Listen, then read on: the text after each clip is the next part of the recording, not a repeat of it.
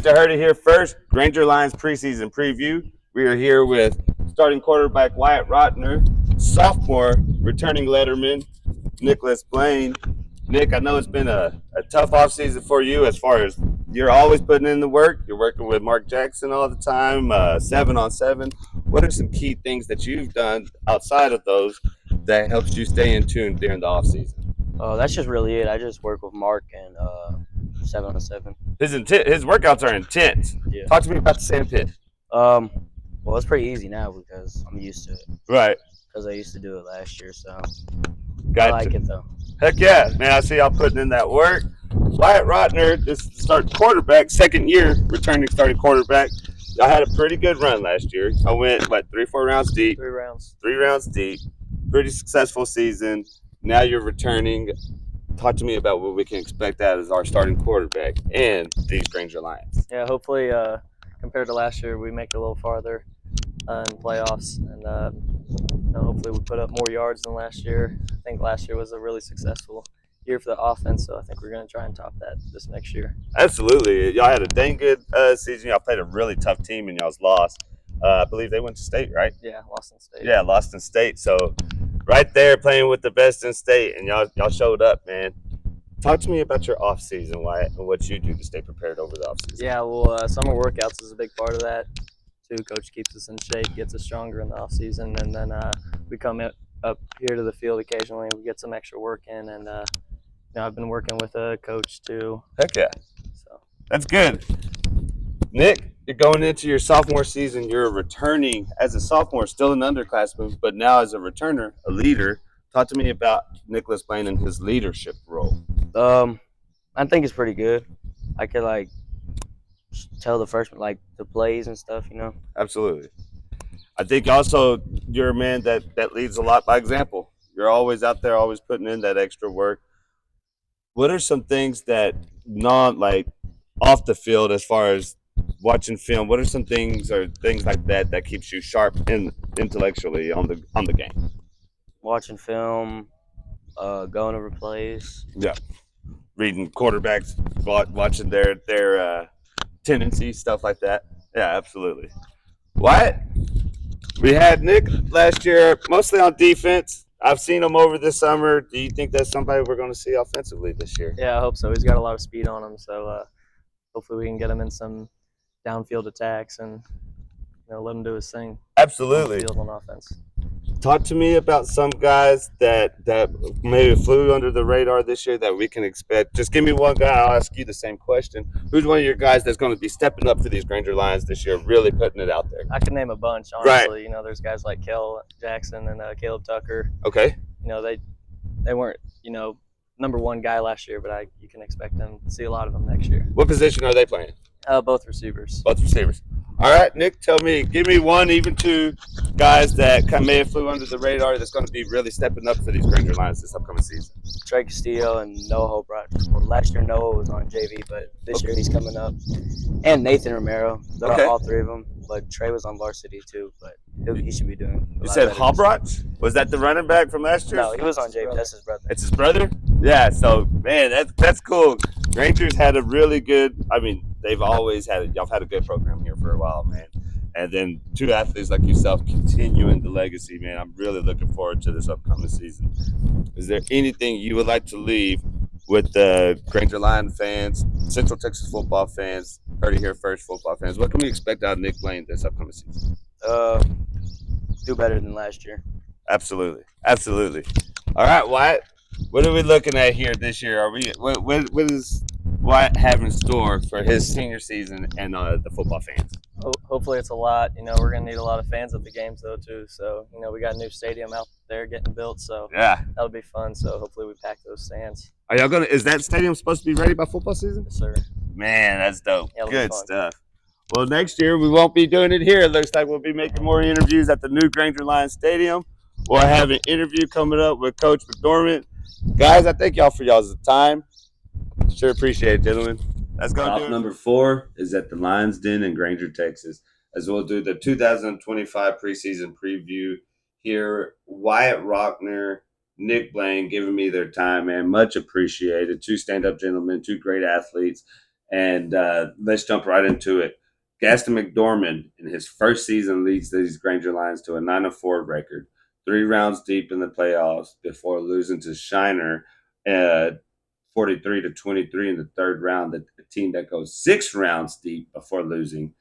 6-1 in district. They get second place in district, only taking a loss to Somerville. They return a lot of key pieces. And Wyatt Rochner, one of the gentlemen we interviewed here, is one of them. A quarterback that threw for 928 yards, 55 of 95 passing, 13 touchdowns. Then an additional 552 yards rushing and 5 touchdowns. You add the running back, Caleb Halbridge, who was a dog. He is a guy that runs with the lean. He can catch the ball out of the backfield on screen passes and get big yardage. The gentleman ran for 976 yards and 15 touchdowns. 14 receptions also for 279 yards and 2 touchdowns. The dude is a dang good player. I went to the Shiner game. I was able to watch that game and watch Granger. And even in that tough loss, you saw a lot about what Granger football is about. Um, with that being said, you add wide receiver Joseph Cifuentes and Caleb Tucker to the mix. I think this is a year with Granger being a run heavy offense. I think we could still see Wyatt Rochner throw for over 1,000 yards with those 2 wide receivers. Then you add Nick Blane, who I think might get in the mix offensively more this year. Uh, the offense is going to be lethal. Defensively, you got Celestino Flores, Drayden Rhea. Flores had 37 tackles, 4 tackles for a loss and a sack. Drayden Rhea had 32 tackles, 6 tackles for a loss and 2 sacks. Chase Salucky had 88 tackles, 3 tackles for a loss, 2 sacks, a pick, a fumble recovery. All those gentlemen will be on that Granger Lions defense this year. They return enough to make not only a deep run, a possible state championship run. And that's what's on the minds. These dudes train. Every time I've gone to Granger to do an interview or been around these gentlemen, there's kids on the field, there's kids at the track. That Nick Blane has been training with Mark Jackson. Mark Jackson does a great job with these athletes and training them. Uh, these Granger Lions are going to be for real. And so, with that being said, also Dayton Kanipa, Jacob and Bowie. I might have been saying that wrong. Those are 2 key players that they'll be returning. So, a team that's full of talent, a team that's going to be in season number 2 under Gaston McDormand, a dang good coach. I think you're going to see them not only win this district, not only could they be 5 or 6 rounds, this is a team that seriously has a chance to make a state run. And let's talk about that 2A region for District 13, who was won by Somerville. Somerville does graduate 2 key pieces that I think kind of opens up this district a little more.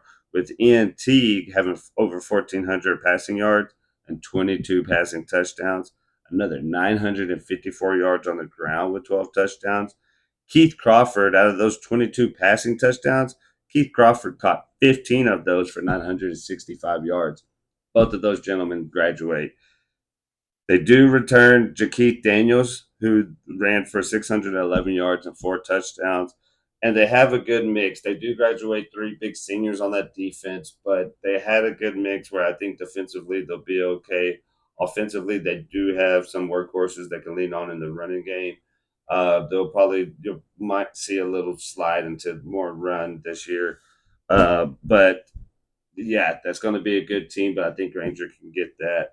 Burton returned Caden Patterson, who threw for over 757 passing yards and 9 touchdowns, another 566 yards and 9 touchdowns. That's a key piece for Burton to kind of, with him coming back, it doesn't solidify, but it leaves Burton in a good spot. Can they continue to hold on to that third, fourth place area? Iola, I didn't have a lot on them.